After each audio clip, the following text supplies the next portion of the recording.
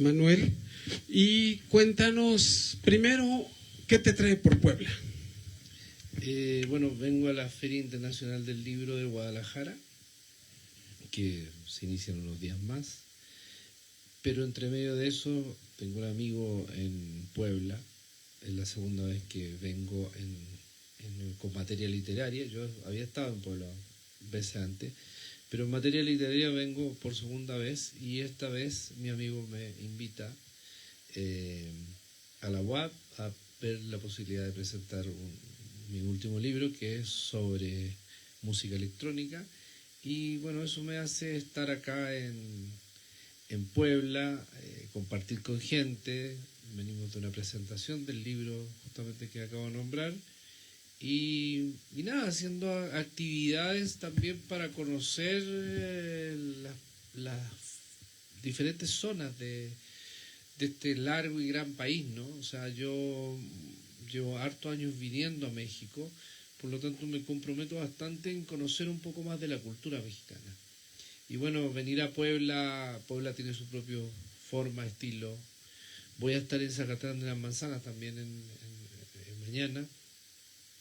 Dejé hace años atrás un poema que está hoy día integrado a unos murales que se hacen ahí, de unos vitrós, que lo hace María Olvera, y a ella le gustó mucho un poema y lo quiso incorporar justamente en un mural de vitró que se llama México lindo y querido, y que son trajes propios de diferentes países que han visitado Zacatlán de las Manzanas. No podía ser todos los trajes típicos del mundo, pero por esas cosas la vida parte con el traje chileno.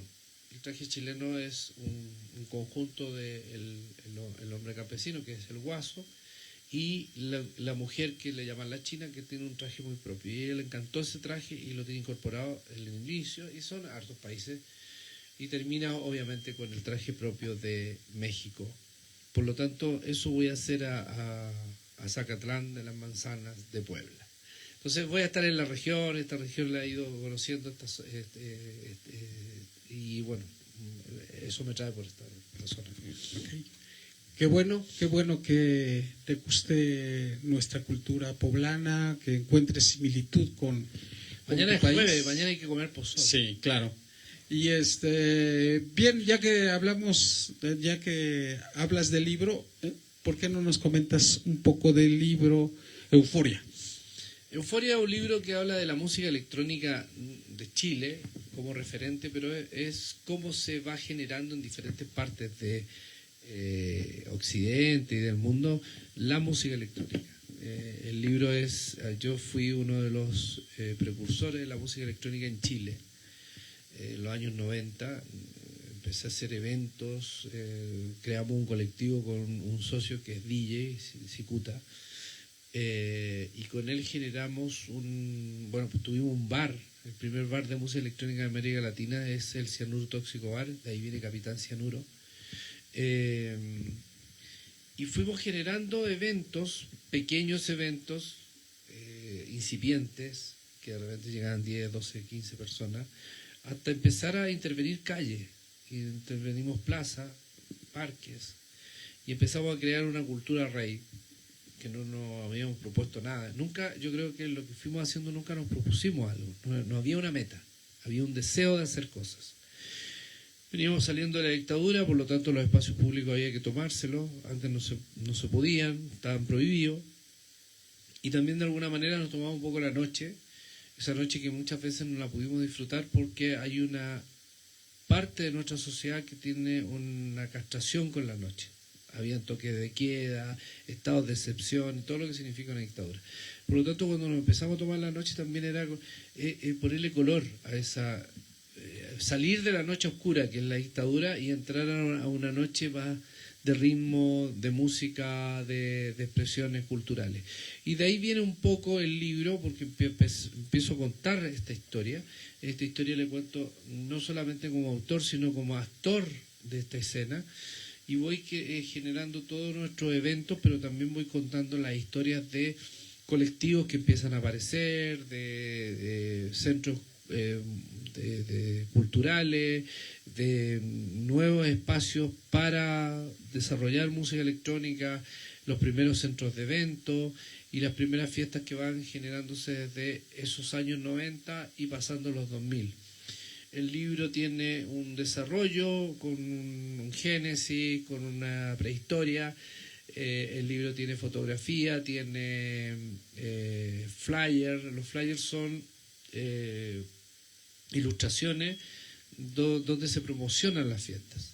Y por eso mismo estamos en el libro va quedando todos estos registros. De hecho, el libro, fíjate que un día llegaba a una presentación en Santiago un profesor de diseño gráfico y no venía a comprar el libro por la historia de la música electrónica, sino venía a comprar el libro porque adentro del libro, estamos haciendo copia, porque dentro del libro había una serie de formas de expresión de gráfica, desde el mano alzada hasta llegar a lo que ya era incorporar un poco de tecnología. Y a él le parecía muy bueno para una de las clases que hacía. Por eso quería comprar el libro. Bueno, después me llamó y me dijo que había aprendido mucho de música electrónica, pero no era su fuerte el libro para eso, sino para este objetivo. El libro tiene 3 separatas interiores, que son de fotografía, de flyer y de fotografía.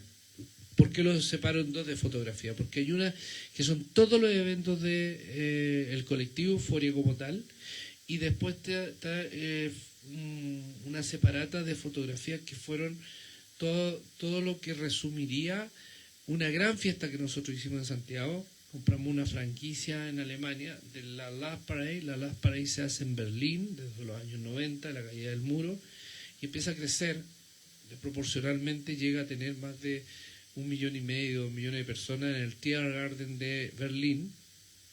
Iba gente de todo el mundo a esa fiesta.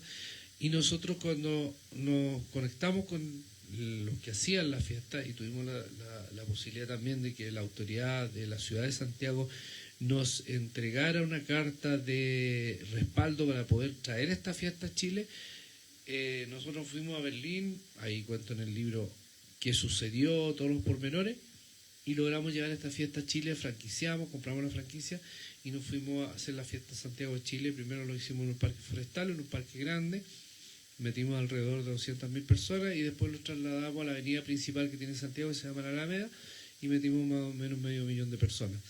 Y eso significa que tú catapultas un movimiento desde sus orígenes, que son lo que te digo, 10, 20 personas, y termináis con 500.000 de personas. El libro va en una línea ascendente de historia, narro cosas, anécdotas, chistes, derrotas, fracasos, o sea, lo que es la cotidiana vida de cualquier ciudadano, pero también de cualquier colectivo, de cualquier empresa, que puede tener altos, bajos, menos y más. Termino con el libro con un diccionario de terminologías de música electrónica y entre medio también, gracias a otro colectivo que siempre estuvo tomando apunte de todos los eventos que hacía, hay una agenda desde los años 90 hasta los 2007 más o menos, que es cuando yo cierro el libro. ¿Por qué lo cierro en el 2007? Porque lo podría haber cerrado en el 2010, en el 2005, no sé. Lo cierro en el 2007 porque yo en el 2007 es el primer momento que decido cambiar de productor y de gestor cultural a meterme en el mundo de las letras. Y empiezo a sacar sistemáticamente libros. Ya traía libros que tenía escritos pero necesitaba editarlos, y empiezo a convertirme en un autoeditado. Soy uno de los autoeditados reconocidos en Chile bien y en otras partes, porque he trabajado mucho alrededor de lo que es la autoedición. He tenido un par de editoriales, he trabajado con editoriales, pero me convenzo más de que puedo seguir haciendo mi autoedición. Gracias por darnos pues un recorrido a través de lo que comentas de tu libro, pero también yo quiero pensar que esas fotografías también son un recorrido de todos los eventos que se realizaron, y creo que este libro cambia un poco el ritmo, ¿no?, que traías, pero bueno, Comentarles que acá tenemos los libros, este sí lo conozco, porque tuve la oportunidad de estar en la presentación que se hizo 2023. en 2023, precisamente a 50 años del golpe de Estado allá en Chile. Luego se me hace como infantil. Lo que pasa es que escribes... no, ese es un poemario. Ah, ok. ¿En tránsito? Sí, en tránsito, y que tiene que ver un poco con los procesos sociales que se están viviendo en un periodo previo a lo que va a ser la revuelta social. Y el poemario tiene de todo, tiene poemas que fusiono desde lo filosófico, el amor, la desolación, la nostalgia, o sea, juego un poco en el poemario. Vas a encontrar cosas que son muy densas y cosas que también son a lo mejor muy chistosas, muy triviales. Es un poemario, porque en mi línea editorial yo tengo como 3 o 4 formas de expresión, que son poesía, cuento, ensayo, y bueno, muchas veces me voy por la línea política también, por lo tanto también tengo posturas escritas políticas. Bueno, soy columnista en algún momento en un diario, hoy día trabajo para también columnas de opinión para un medio argentino, un medio chileno. Por lo tanto, por ahí va el coso. La portada es de un ilustrador chileno que se llama Payo Szoslik. Él inclusive ha venido a México a hacer grandes murales. Es un gran mural que él tiene y que yo se lo pedí y él me mandó la ilustración y lo transformamos en la portada del libro. Él fue... Varias portadas de mis libros la hizo Payo Szoslik. Y Payo se ha convertido como González, por ejemplo, que el Mono González es un gran ilustrador chileno. Este es como una continuación de ese personaje. Y luego tienes acá Yolanda, que por lo que leí en tu semblanza, me parece que también esto es poesía. Eso es un poemario que yo se lo escribo ese poemario tiene 4 meses de ejecución, que es desde el momento que mi madre entra en su estado de enfermedad agónica hasta el día que muere. Inclusive el texto que escribo al final, el texto de despedida, es la noche que mi madre muere, y se lo alcanzo a leer antes que ella muera. Entonces es un poco, ese libro es un poco el luto de alguien que va a perder y sabe que va a perder a alguien. Yo ese libro nunca lo habría sacado porque me daba hasta pudor, porque era muy personal, pero me recuerdo que una editora una vez me lo toma, se le había muerto su abuela, y le dio mucha resonancia de lo que yo tenía en el texto a lo que ella le estaba viviendo. Y me dijo, oye, ¿por qué no sacamos del libro? Lo sacamos por una editorial peruana, y bueno, el libro quedó como... Fue un bonito momento de homenajear a mi madre, pero también a esas personas que de repente ya no están en este plano, pero se mantienen con uno porque la gente muere solamente cuando la olvida o no la recuerdan más. Entonces, esa es la gracia que tiene Yolanda, desde el umbral de tu caso, porque en el fondo eso es lo que me parece muy interesante, poder hablar de la muerte desde la perspectiva también del dolor, pero también de del gozo de entender la vida. O sea, yo tengo un libro que se llama Por fuera de la muerte y algo nos queda por hacer, por eso nos mantenimos, pero también en ese ensayo yo hablo del ser humano que muere permanentemente para vivir, y hablo también en ese ensayo de que la gente muchas veces le teme a la muerte. Y sobre todo me llama profundamente la atención que los creyentes le tengan miedo a la muerte, si se entiende que ellos están viviendo permanentemente para llegar a la vida eterna. Claro. Y hay que enfrentar la muerte como lo enfrentan los mexicanos cuando hacen el Día de Muertos. Eso me parece increíble, y me parece que es una fiesta, y la muerte tiene que verse como eso, porque hay algo que sí yo puedo decretar siempre: nadie se queda para semilla. Y tenemos la posibilidad de decir que nacemos para morir, que esas son las únicas 2 verdades absolutas. No existe ninguna otra verdad más que esas 2 verdades absolutas. Nazco para morir. Todo lo que sucede en el camino de tu vida es según el libro religioso que te cayó en tus manos, la cultura que te atrapó, o la forma que tú quisiste atrapar el mundo, pero es circunstancial a cada uno. Pero esa circunstancial a cada uno, las únicas verdades absolutas son: nací y he de morir. ¿Y el siguiente libro que tenemos allí? Este LSD, tú hablaste de THC. Ah, sí, sí, claro. Estas son mis drogas. Ujú. Las drogas del Capitán Cianuro, LSD, THC, estoy escribiendo ahora DMT, que son cuentos cortos para adultos. Y bueno, camuflo cosas también de la realidad, porque escribir cuentos es meter en una especie de juguera una realidad y ponerle ficción y sacar un producto después. Y ese producto es un cuento. Toda la vida es un cuento. Y la tapa es un cuento. Porque si alguien dice, LSD, estas son estampillas para chupar. No, no son estampillas para chupar. No es el LSD de Hoffman, el ácido lisérgico, sino son lugares, situaciones y destinos. O sea, desde la misma portada estoy contando un cuento. El cuento es un poco entre la realidad y la ficción. Si uno quisiera llamarlo, también sería un poco la mentira. Pero el cuento entretiene. Claro. El cuento te mete en la reflexión y el cuento te mete en lo extraño del vivir. Pero es un cuento. Y por ese mundo me muevo, y tengo un cuento infantil también, que tengo un cuento infantil que se llama ¿Por qué los fantasmas no viven en mi casa?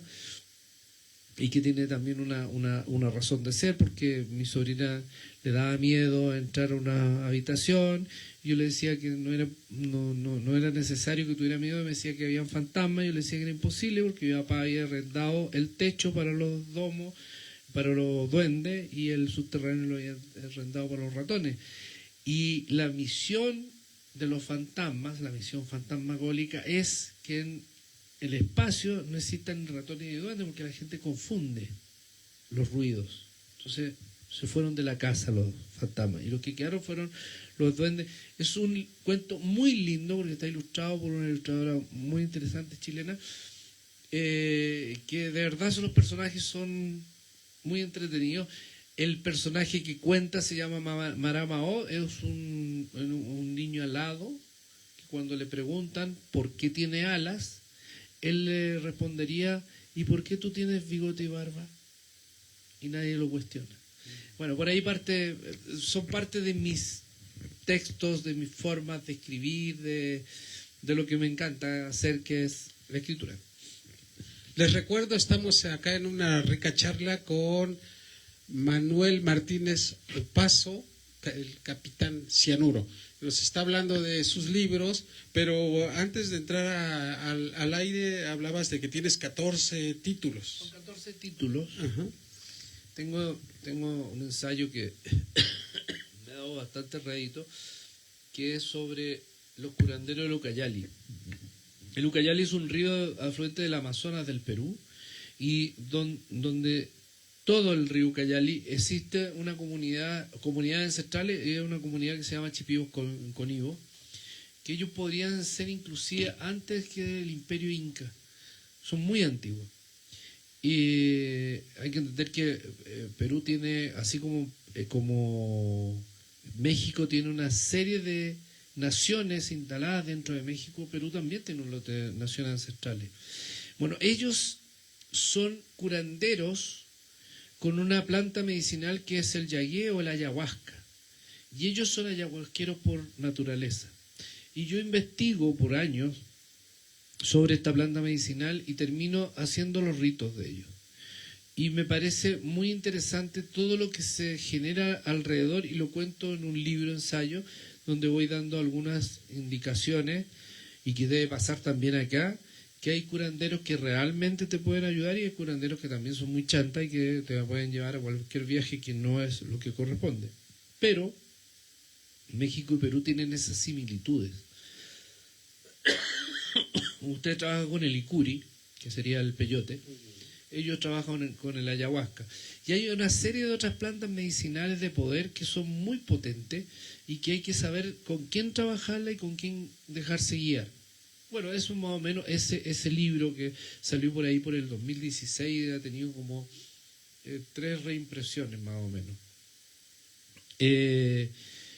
Tengo otro poemario que se llama Las arenas de Calama, que tiene que ver con una zona norte de Chile, y también tomo temas sociales. La poesía es un sentimiento, por lo tanto la poesía nace de alguien que quiere expresar desde una línea más fina, pero dejando también al entrever a que la interpretación libre de quien te va a leer.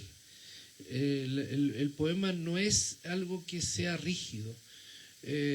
Un cuento, una novela, un ensayo, tiene cosas rígidas. O sea, un cuento nace de alguna forma y uno sabe que tiene una culminación. El poema te puede dejar pensando y te puede llevar a tu introspección. La gente no lee mucha poesía y muchas veces se aleja de la poesía. Pero cuando tú descubres que la línea del canto, del son lírico, debe haber nacido primero de alguien que hablaba de una forma encantadora y desde ahí mezcló sonidos, ritmos y música y alternó con lo que significaría justamente un texto poema. Por lo tanto, me llevo también por ese mismo lado ese libro que se llama Las arenas de Calama. Tengo otro libro que es mucho anterior que se llama Por fuera del placer, y que también tiene que ver con temas de poesía, pero ahí yo mezclé poesía y fotografía. En ese momento me encantaba hacer fotografías de cosas como paisajes, así, muy naturista. Entonces, al final, tengo este pupurrí, y bueno, siempre uno está trabajando en nuevos textos. Ahora estoy trabajando los 50 años del golpe de Estado en Argentina, que se van a conmemorar el 24 del 2026, el 24 de marzo, y ese libro está prácticamente cerrado. Estoy trabajando un poemario nuevo, pero que es una antología poética con el Premio Nacional de Poesía del Perú, Marcos Martos, y bueno, siempre estoy generando texto, porque además, como te decía anteriormente, soy columnista de un par de medios, entonces columnista además de contingencia, por lo tanto tengo que estar bastante metido en lo que significa los procesos sociales que se están viviendo en Argentina, en Chile, en Perú, en Ecuador, en México, en fin, en un lote de lugares. Entonces, al final, desde esa perspectiva yo puedo, con mi subjetividad, porque obviamente el escritor no tiene objetividad, porque siempre va poniéndole sentido a sus cosas, pero desde esa subjetividad yo puedo escribir y dar referenciales para que se abra, por último, un cuento de discusión. ¿Y cómo te va en Chile? Porque dicen, bueno, por lo menos acá en México decimos siempre que a veces nadie es poeta, nadie es profeta en su tierra, ¿no? Y pasa que algunos escritores tienen que moverse para que tengan para que sea apreciada su creación literaria o a lo que se dediquen. ¿A ti te pasa eso en Chile, que te aprecian, que eres conocido? Porque eres multifacético, ¿no? A mí me aprecian y me odian. ¿Ah, sí? Sí. A mí me aplauden y me mandan a la mierda. Ah, sí. Sí. Yo no soy de tintes medios. Y en otros países, porque tengo entendido que viajas mucho para promocionar tu libro. O sea, mira, yo no sé si uno nunca sabe. Yo creo que el día que uno se muere recién sabe los que se quedan, que el gallo tenía a lo mejor un lote de seguidores que lo conocían, y nunca. ¿Por qué descarto nadie es profeta en su tierra? Porque yo no necesito ser profeta. Yo escribo. Si a alguien le llega el libro, lo lee y le entusiasma, probablemente me va a comprar para regalárselo a alguien. No estoy en el mainstream mayor. O sea, yo vendo mis productos, pero yo no estoy con las editoriales grandes. Y las pocas veces que se me ha dado la posibilidad de estar en una editorial he tenido malas experiencias. Entonces yo sigo siendo autoeditado. El nadie ser profeta en tu tierra, primero yo no tengo tierra. Y no con esto te quiero entrar a contradecir nada. Siento que cuando alguien dice eso es porque se está lastimando solo. no necesitas el aplauso para seguir haciendo tu arte. ¿Para qué haces arte? ¿Para qué escribes? ¿Para el aplauso? ¿Para qué escribes? ¿Para un diploma? ¿Para un galardón? ¿Para un premio? A mí hay algo que me complica, y yo se lo decía a una poetisa chilena que estaba postulada al Premio Nacional de Literatura. Y lo dije en vivo. Me cuesta mucho entender los concursos literarios. Como me cuesta mucho entender el concurso Mi Universo, el concurso. ¿Por qué? Porque tú estás anteponiendo un arte ante otro. Y ese otro puede ser tan bueno como tú y va a haber una discriminación en el momento que digan, este es mejor que el otro. ¿Por qué? ¿Quién lo mide?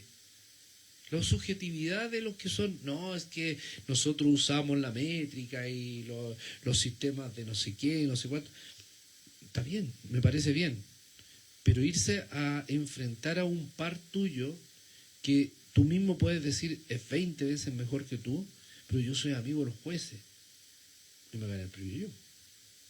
Entonces, por eso no me complica decir que no soy profeta, porque primero no voy por la profecía.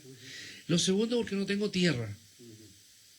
O sea, yo le decía hoy día a Jorge, un amigo, que me gustaría que existieran los pasaportes, aparte de los pasaportes locales y doble nacionalidad, debería existir un pasaporte que te permitiera, no debería existir pasaporte primero, pero debería existir un pasaporte que fuera de un viajante universal, que va por todos los países, que deja un granito de arena que es un poemario, un cuento, y que sigue.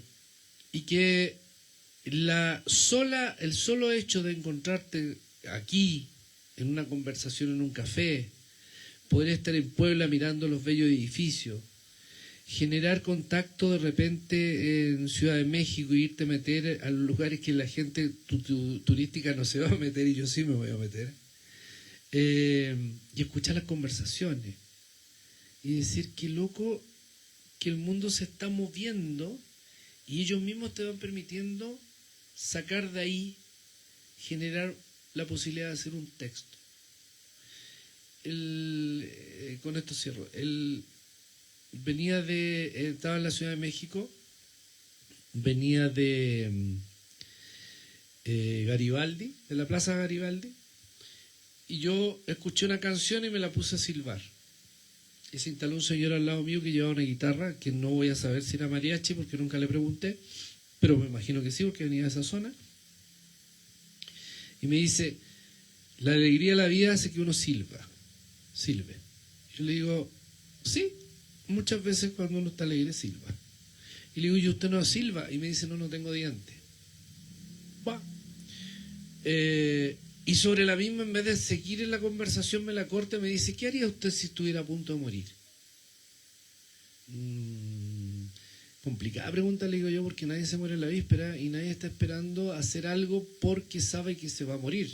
Ni siquiera el gallo que lo van a poner en el pelotón de fusilamiento. Porque ese es lo más que probable, que va a pedir una última comida, no sé, alguna cosa especial. Pero es un caso específico. ¿Por qué le digo yo, usted se va a morir? Y me hace un cuento, me dice, es que sería muy difícil que yo le contara lo que me está sucediendo. No era un ser delirante, era un tipo que quería contarle algo a alguien, pero después ya no se animó. No tengo idea, no sé si lo andarían siguiendo, si lo habrían amenazado, no tengo idea. Y fíjate que lo cuento porque eso es un cuento. Yo de ahí puedo hacer un cuento. Yo le puedo poner contexto, irme para atrás, entrar a la Plaza Garibaldi, ver al personaje solo, saber en qué lugar estuvo, con quién se juntó. Todo eso lo estoy contando como mi fantasía. Me deja de conversar a mí y se va y se mete al metro y quién sabe qué le va a pasar cuando vaya al punto que vaya. Puede ser. O simplemente puede ser un delirante que se me atravesó en el camino, me quiso hacer un par de preguntas, yo se las contesté como me pareció mi silbato y seguí. Así se generó, yo creo, la posibilidad de hacer historias. Pero como te digo, y te repito, como no tengo ni tierra, ni quiero ser profeta, no soy profeta en mi tierra. Eres escritor. Soy escritor. Bueno, primero nos comentas de tus libros, pero también cierto es que a través de tus libros viajas por muchos lugares de América, de Europa. Los libros te hacen viajar, aparte de que te hacen, pues, todo lo que uno puede encontrar en un libro, más cuando, por ejemplo, Euforia, que decías que está, que es un recorrido, que vamos a encontrar anécdotas, que vamos a encontrar vivencias, que vamos a encontrar experiencias. Y supongo que las experiencias no son todas buenas, pero al final de cuentas, tus libros son un pasaporte. Hablabas de pasaporte.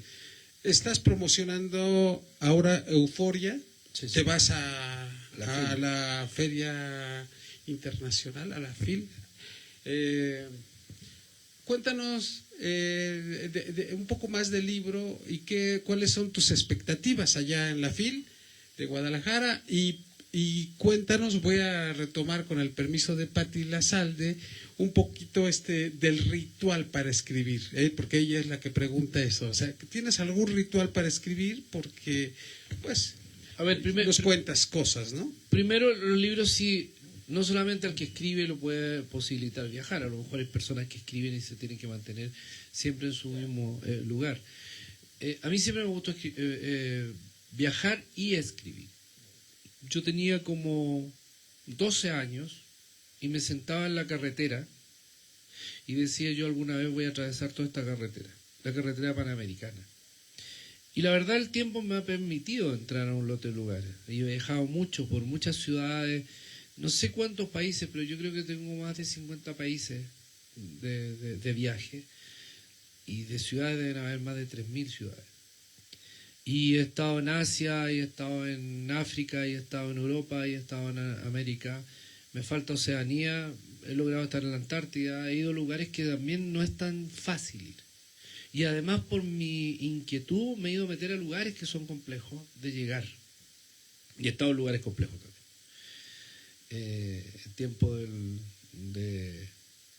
En tiempos complejos de México, a mí se me ocurrió conocer Tamaulipas, en aquellos tiempos, no hace mucho tiempo. Entonces me he ido a meter en lugares del yin y el yang. Quien escribe puede viajar, y quien lee genera un mundo de posibilidad de trasladarse a donde el escritor le diga. El libro estoy presentándolo en Frankfurt, lo estoy presentando en Barcelona, en Ibiza. Ya cuando digo eso, la gente se puede viajar conmigo. Pero si yo en el libro pusiera dónde estuve, en el libro pongo que estuve en Frankfurt, que estuve en Berlín, que estuve en Madrid, que estuve en Barcelona, antes del libro estuve ahí. Pero como lo escribo adentro, la gente hago que ese que lee se traslade por un minuto a Dinamarca, por ejemplo. Estuve. Entonces, al final, eso es hacer dos tipos de viaje. El viaje que hace el escritor para llevar a quien lee, y quien abre un libro viaja. La fantasía del libro es impresionante. La gente muchas veces no se conecta con los libros, pero un libro te puede llegar a dar la vuelta al mundo y te puede hacer que tu mundo se dé vuelta. Y por el otro lado, cuando tú me preguntas del rito, yo creo que todos de alguna manera tenemos ritos. Desde el momento que nos damos la mano es un rito. Desde el momento que hacemos un ademán es un rito. En el caso mío, para escribir tengo algunos ritos que son como, por ejemplo, debajo de un árbol que está en mi casa, yo tengo un escritorio. Y ahí escribo. Y eso es como el árbol tiene que ver con mi escritura. O sea, yo de repente le consulto al árbol, ¿te parece que quedó bien esta frase? Alguien que me mirara de afuera diría, el gallo loco, bueno, está hablando solo. Todos hablamos solo por lo demás. Pero en este caso la expresión sería, está hablando con el árbol. Bueno, el árbol puede ser una inspiración. No, el árbol no es nada. El árbol está ahí. Pero no es que no sea nada, está ahí. Va encima de naranja, porque es de ajo naranjo. Tengo otra zona de la casa que es una galería, y en esa galería hay un escritorio, y también ahí para mí es un punto de inspiración. Detrás de ese escritorio yo tengo una cantidad de cajas. Colecciono cajas pequeñas. Tengo que tener como 200 cajas o 300 cajas. Tampoco es tanto, pero en una casa nunca hay tantas cajas. Yo coleccioné por años cajas. Y claramente la gracia de este rito es cuando de repente estoy escribiendo algo y miro una caja y digo, ¿a dónde traje esta caja? De Egipto. Y me pongo a hablar de Egipto en lo que estoy escribiendo. ¿De dónde traje esta caja? De Berlín. Y vuelvo. Entonces, las cajas también me llevan a un punto y para mí es un rito. Y ahí, bueno, ahí también hay otro tipo de cosas, porque hay unos libros pequeños del mundo que son los mini libros. Y tengo otra zona, que es un escritorio, que fue también para mí un rito de traer a mi escritorio, que me paso muchas horas ahí porque ahí leo. Y ahí en ese escritorio fui construyéndolo con muebles que alguien quería desechar. Entonces un poco reciclado el espacio. Pero en ese reciclado, sí, bien reciclado, porque inclusive cuando me han regalado, oye, un amigo me dice un día, oye, hay un cuadro ahí que a mí no me gusta. ¿Te lo queréis llevar? Ya, me lo llevé. Y de repente dije, este cuadro era para este espacio, no para su casa. Por eso está acá. Entonces, como llamarle ritos, es entrar a una situación que yo me confabulo con mi entorno y genero letras. Pero no todas las letras están en un mismo lugar, por lo tanto, como no están en un mismo lugar, no tienen el mismo tono. Y como no tienen el mismo tono, no tienen el mismo color, no tienen el mismo aroma. Entonces, obviamente hay unos lugares que son más nostálgicos y otros lugares que son mucho más efusivos, más eufóricos. Entonces, eso para mí es parte de este rito. Bien, vamos a empezar a cerrar la charla rica, por supuesto, agradeciendo primero a quienes nos ven allá en su móvil, en su pantalla, en esta transmisión especial. Y por supuesto preguntarte a ti, Manuel, si quieres agregar algo a lo que ya hemos, de lo que ya hemos platicado, algo adicional, algo que quieras comentar. No, mira, la verdad que yo lo que hago siempre, le digo a la gente, apaga la tele, enciende un libro. La caja idiota nos genera ser idiotas. Y cada día estamos más metidos en la caja idiota. Y cuando yo hablo de la caja idiota, hablo de esos topos que andan por la calle pegados a un celular. Y que muchas veces, y mira, voy a hacer un paréntesis, no quiero alargarme, voy a hacer un paréntesis. La gente no lee ni siquiera lo que está puesto en una muralla. El otro día fui a un museo y el museo tiene indicaciones. Entonces habían unas placas maya, unas placas de diente. Y el padre le empieza a explicar al hijo que esas placas tienen que haber sido, y empezó a suponer. Pero en el texto ahí decía que esas placas eran hechas de huesos de animales que usaban para rituales. Era cosa que leyera y no le inventara una historia al hijo. Qué bueno que cuenta cuentos. Pero para poder contar las historias reales, han habido investigadores que se han dedicado por años y que alguien de la noche a la mañana mirando todo destruya eso y invente un cuento. No, invéntate un cuento de otra cosa, pero no de eso. Pero eso me llama la atención, la gente no lee. La gente tiene corta capacidad de lectura y aparte no tiene comprensión de lectura. Y cuando no tienes comprensión de lectura puedes inventar cualquier cosa y cualquier cosa te la vas a empezar a consumir y vas a terminar de repente consumiendo cualquier pelotudo que quiere ser parte de la dirección de tu vida. Y ese cualquier pelotudo es desde un cura que se sube al altar, el pastor evangélico que te chamulla, hasta el político, que es muy común que te cuente su versión de la realidad, que probablemente si investigaras un poco estaría bastante distante a la realidad que se vive. Entonces cuando eso sucede, uno dice, apaga la tele, apaga el móvil, o busca en el móvil algo que te lleve a la posibilidad de crecer y no de convertirte en un hombre topo. Y está lleno de hombres topos, de seres humanos topos. Es cosa de meterse al metro, meterse a un bus, y hay una cantidad de buenos conectados como pelotudos. El otro día veía 5 policías, todos como pelotudos ahí. Y decía, bueno, con razón de repente la delincuencia se sobrepasa, se está más preocupado y los delincuentes están atacando a alguien. No sé, puede ser. Entonces cuando eso yo lo veo, digo, nos hemos alejado, nos hemos metido en un mundo individualista y nos hemos alejado de los libros. Te lo digo por razones claras. Cada día se lee menos. La industria del libro lo puede decir con cifras reales porque puede cuantificar cuánta gente compra, pero se compran menos libros. Y no es que hayan pasado los libros directamente a la tablet. Pues muchos libros, y obviamente se está vendiendo el libro en el mundo digital. Lo que no está sucediendo es que la gente esté consumiendo literatura. Están a lo mejor consumiendo inclusive cosas muy triviales. Y mientras más facilista te haces, más fácil resulta que alguien te engañe. Con eso te podría redondear.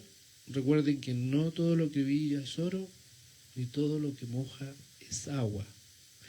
No todo lo que suena es plata, ni todo lo que oprime mata. No, pues qué bonito. Y además yo pues sí también me sumo al exhorto que hace el capitán Cianuro, porque si vemos las cifras de lectores en México, las estadísticas, y somos un país para llorar en términos de lectura. Latinoamérica. Sí, pero bueno, conocemos la realidad de México y sí creo que nos hace falta mucha lectura. Por libros no paramos, acá tenemos una buena cantidad de libros de las que ya nos ha hablado Manuel Martínez Opazo, y yo nada más quisiera ya finalmente agregar, primero agradecer pues que nos vean en este especial, agradecerle a Jorge Trujillo que nos ha acompañado esta noche, agradecerle a Diana, la directora de Voces y Contextos, y por supuesto a ti, y desearte también que te vaya muy bien en la Feria del Libro de Guadalajara. Bueno, allá estaremos y Jorge también. ¿Qué día vas a estar allá? Yo presento el día 5 de diciembre a las 21 horas. El día 5 de diciembre, que es día viernes, la Feria del Libro de Guadalajara tiene una costumbre de hacer venta nocturna, por lo que llega hasta las 11 de la noche la feria. Y yo presento a las 21 horas. Y el libro lo presento con un DJ que es muy conocido a nivel internacional, que es John Aquaviva, que viene viajando desde Canadá. Ese día llega y presenta el libro, el día siguiente se va. Pero en la noche vamos a estar en Bar América, y bueno, John va a hacer un set ahí y va a mostrar parte de su música. Es un señor que ya tiene sus años, no, eso es una broma para yo porque John tiene mi edad. Pero más allá de eso, vamos a hacer un coloquio interesante ese día 5, y me tengo que quedar hasta el día 7 porque Jorge va a presentar sus voces, su libro, claro. Y bueno, lo voy a acompañar ahí. Así que no, me tengo que quedar hasta el último día de la feria. Voy a cerrar la feria ese día. Claro, entonces pues ya saben, allá van a estar los dos amigos chilenos en la Feria del Libro, y ya saben, ya escucharon la hora de la presentación, así que ojalá que todo marche bien. Muchas gracias. Gracias. Muy agradecido por tu presencia, buenas noches, gracias a todas y todos.